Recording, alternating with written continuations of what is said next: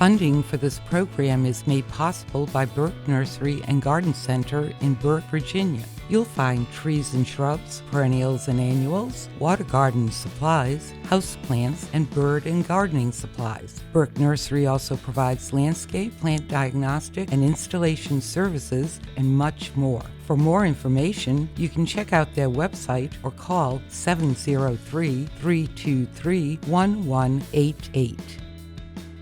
Welcome to Gardening with Burke Nursery, the show where we help you grow your garden and increase the curb appeal of your yard. I'm your host, Misty Kuceris, the horticulturalist at Burke Nursery and Garden Center. You know, summer months, especially here in Northern Virginia, are always hot and humid, and a lot of plants just seem to wither and dry up on their stems. Still, there are some perennial flowers that love this hot, sticky weather and even enjoy a good drought now and then. And so one of my favorites is the Echinacea plant, which we also call the coneflower. Once sold almost exclusively as the purple coneflower, a lot has changed with this flower. Now you'll find so many colors that you can create a rainbow garden from all of these coneflowers. So join me as I share the story of the Echinacea loving the heat. Now there are so many benefits to the purple coneflower or the Echinacea, and it's one of the best plants for the summer garden. It blooms from midsummer into fall. It likes the sun. The hotter, the better. Once established, it's drought tolerant. So what that means is when you first plant it, definitely water it, let the roots establish, and then the next year you don't even have to worry about it. It's great for a pollinator garden. Butterflies love it, bees love it. And in the fall, birds love it. This spiny cone, you'll take a look at that spiny cone, which, by the way, is where the name coneflower comes from, is what turns into the seed head in the fall. And if you leave it there, the birds love it. And just a little bit of trivia, the flower has received its European name from echinos, which is Greek and means hedgehog. So if you take a look at this, again, taking a look at that spiny cone, you'll see that in some people's minds, it looks like the spines of a hedgehog. Kind of neat. And this plant usually gets about 4 feet, even though there are dwarf plants that will be as short as 12 inches. Also, the other is that it is what I like to call deer less eaten. I used to call them deer resistant, but as you've heard me say many, many times, if deer are hungry, they'll eat anything. As a matter of fact, I recently planted a bog garden with many plants that theoretically are deer resistant. Came home one Sunday evening and the plants were all cut in half because the deer had come along, decided it was hungry, didn't like the taste of the entire plant, but did eat half the plant. The only good news with that plant is it actually did need to be cut down in half at the time that the deer did the job for me. The other thing that I like about the coneflower, the Echinacea, is that it makes a great cut flower. And the reason that it makes a great cut flower is that these stems are so hardy and so stiff. You don't even need to stake this, no matter how tall it gets.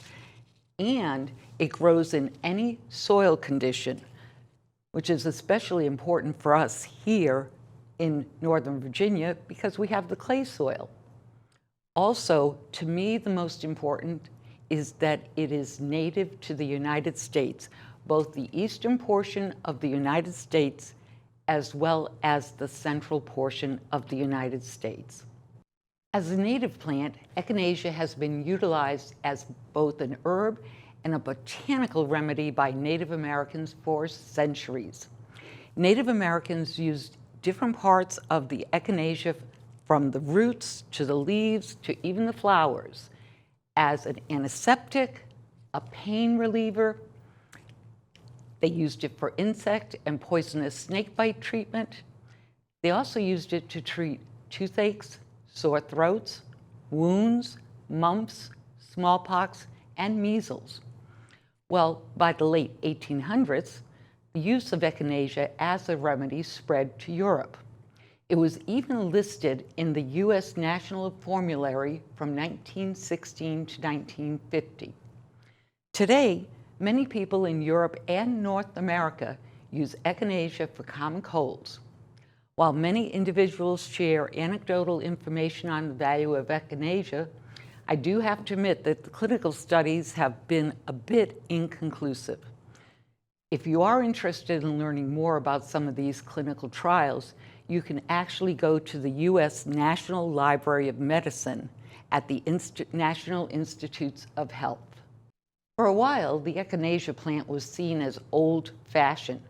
Now, with a greater emphasis on planting native plants, pollinator gardens, and xeriscaping, the echinacea has reclaimed its popularity and is once again seen as a wonderful plant to have in your garden.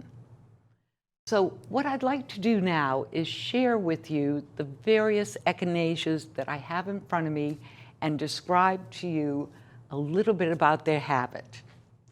The first echinacea, and I've decided there's so much information that I want to share with you that I'm actually going to be referring to my cheat sheets here and have a little pointer.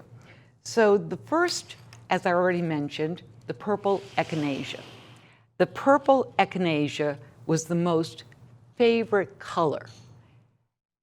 In addition to purple, there was some yellows and there were some whites, but the yellows and the whites weren't sold that much in the nurseries. Just a couple special nurseries sold that. And what made this purple one so popular was that in 1998, the Echinacea Magnus was actually awarded the Perennial Plant of the Year by the Perennial Plant Association. What's nice about Echinacea is several things. First of all, you may not know it, but most of them are very, very, very fragrant. I just feel like I'm walking through a garden of perfume that just happens to have beautiful colors. The other is that a lot of the Echinacea now is sold, even though it's native origin, it is sold as hybrids.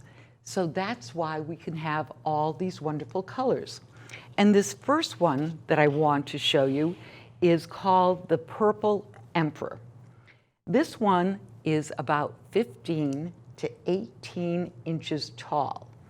And as it grows older, and you can always tell when with these, because as you can see here, this cone is very pyramidal shape. So that means that this particular flower has been around for a while. And then when it first starts blooming, you can hardly see the cone in the center, but you see the flowers. So as it starts blooming and getting older, the interior of these flowers are still that purple, but the tips of the petals start getting a little lighter. And when they first grow, they're very light pink. This is one of those echinaceas that can do all right in part sun. But what does it mean? A lot of people ask me, what does it mean when you're looking at part sun? Well, part sun means that there's 4 hours to 6 hours of sun a day, and then full sun, you have to have 6 hours. And this one, as with most of them, bloom in mid to late summer. Now, the next one, as I mentioned, were the white ones. And these were not as easy to get when these first came out. So this one is the powwow.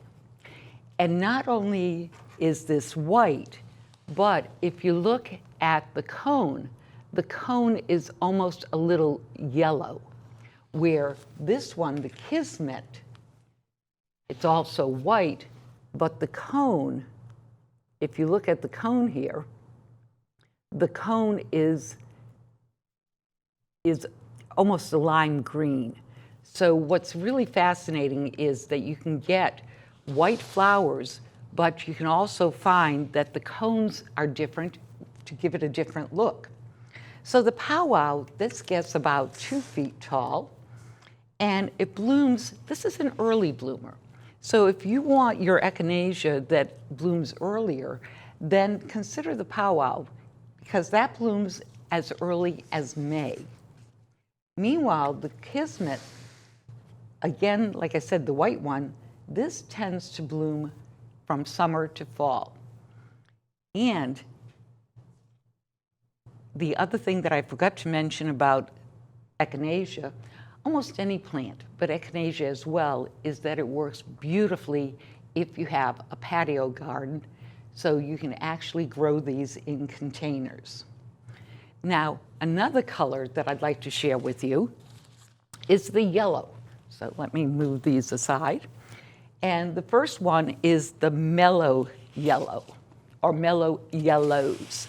They've given this a yellows because there's more than one yellow here.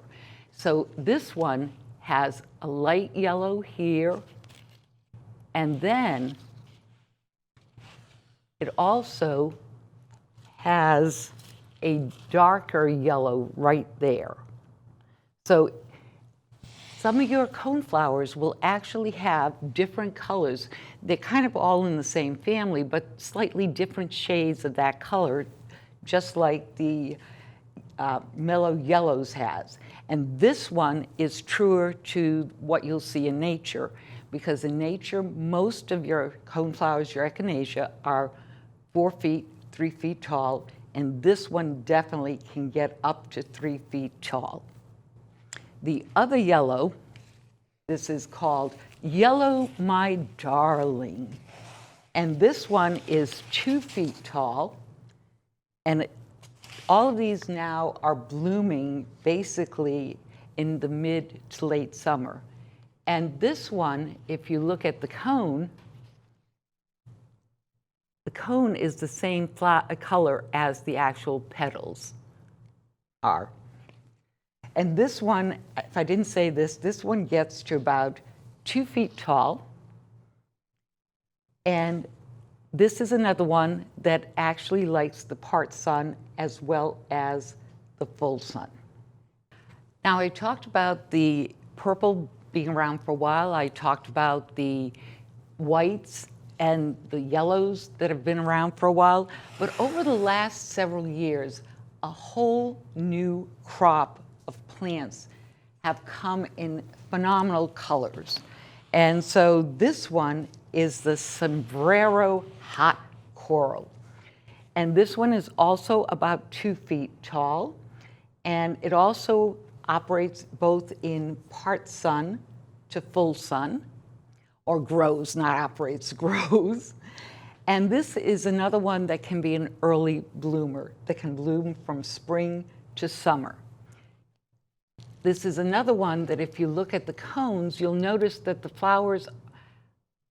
cones are about the color of the flowers, but that the flowers have slightly different colors, almost between orange to a darker orange.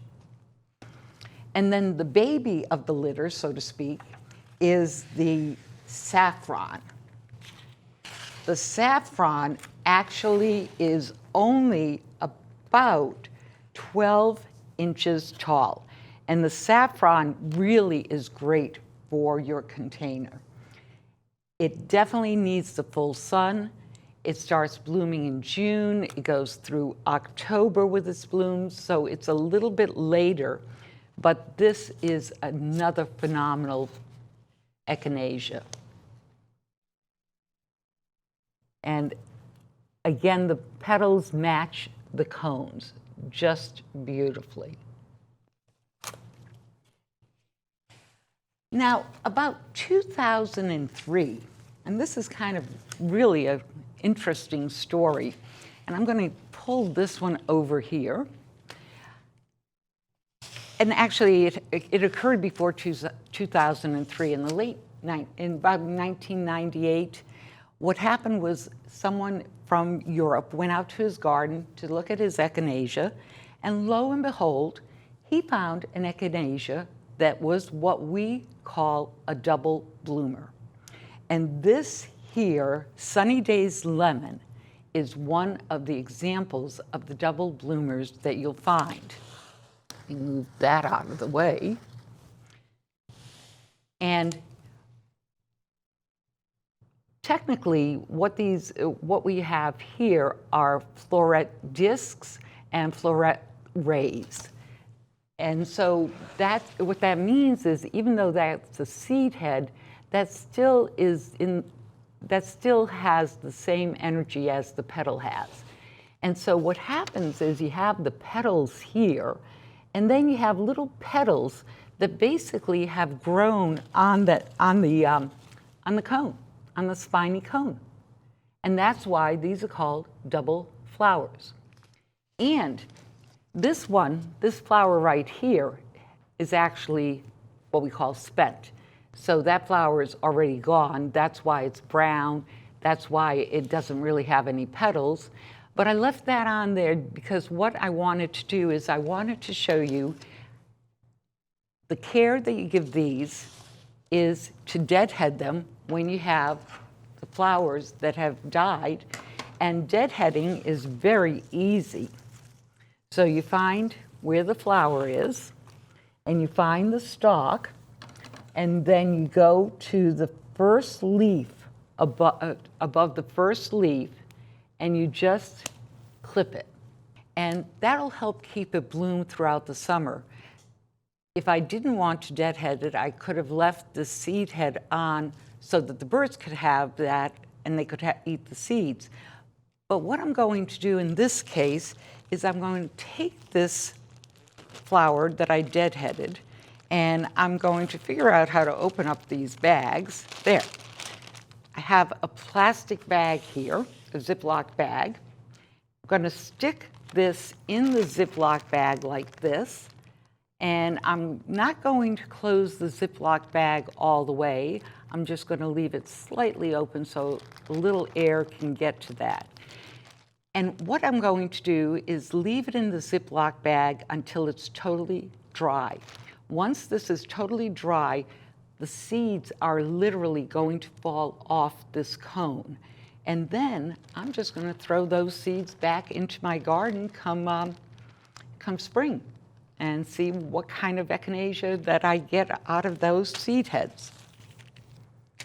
So getting back to Sunny Days here, it's also very, very, very fragrant, very pleasant. This one gets about 2 feet tall. It blooms from July through October. So this particular one is what I call a late bloomer. And sometimes you want to see the blooms of the perennials in May, but it's nice to have a garden where you have different things cascading. And what I mean by different things cascading is that I mean you could have the powwow that comes out in May.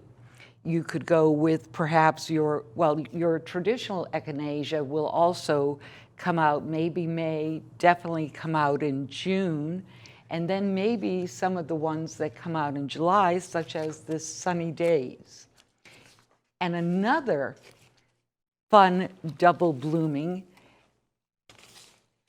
or double flowering is the ruby, Sunny Days Ruby.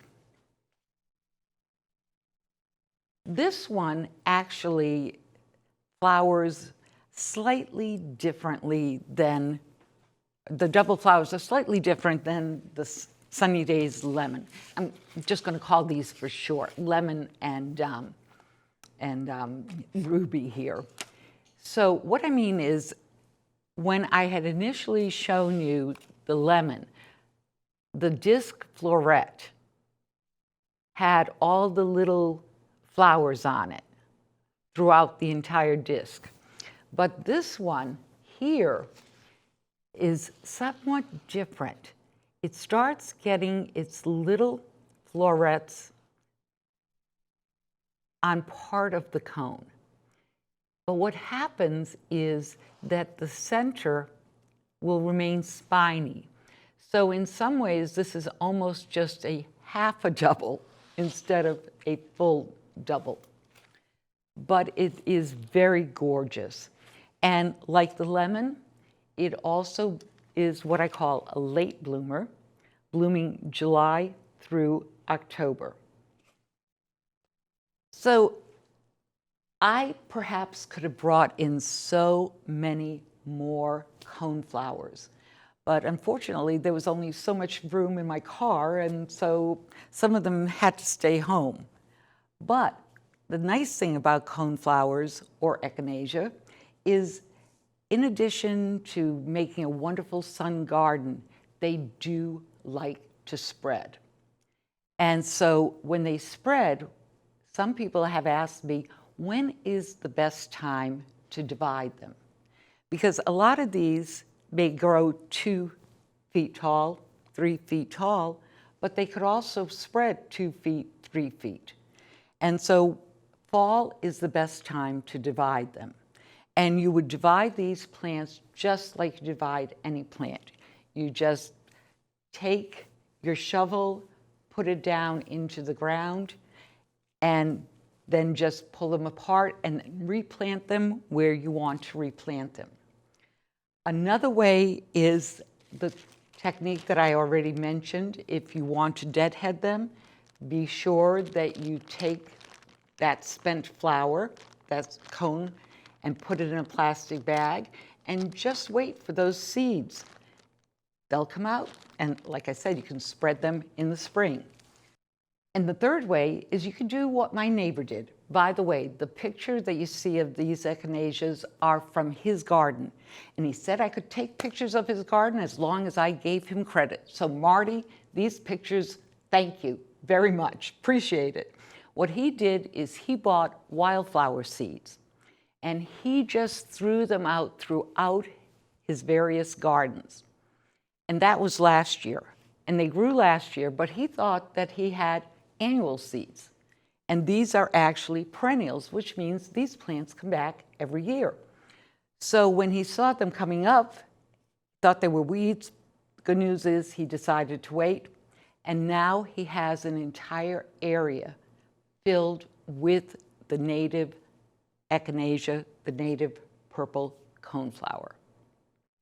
Echinaceas or coneflowers are must-have for any type of garden, whether it's a sun garden, a pollinator garden, a cut flower garden, a deer less eaten garden, or even a patio garden where you want to plant in containers.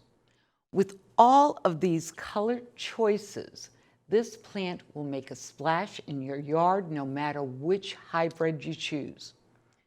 So if you have any questions about these plants or any plants in your garden, just contact me at misty@burkenursery.com. I'm your host, Misty Kuceris, and I'd like to thank you for spending your time with me here at Gardening with Burke Nursery. I'm looking forward to helping you grow your garden.